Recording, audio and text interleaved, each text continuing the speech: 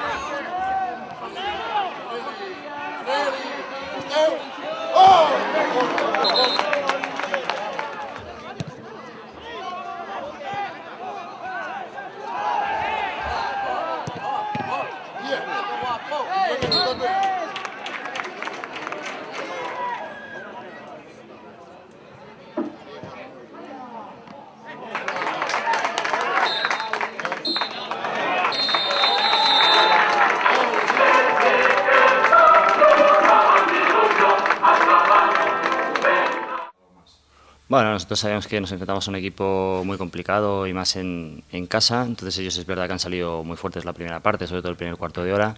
A partir del minuto 20 nos hemos asentado en el campo, hemos estado más juntos y bueno, la primera parte ha estado igualada. La segunda parte ellos han empezado con muchos nervios y fruto de eso hemos tenido bueno, 2 o 3 ocasiones o llegadas sin llegar a concretarlas. Resultado justo, sí, ellos han aprovechado sus ocasiones, hemos tenido el error del primer gol, yo creo que nos ha condicionado bastante, el equipo se ha descentrado y a partir de ahí cuando hemos tenido que arriesgar pues nos han hecho bastante daño a la contra. Sí, bueno, nosotros sabemos que si queremos estar allá arriba tenemos que ganar partidos, no vale empatar, hay que sumar de 3 en 3.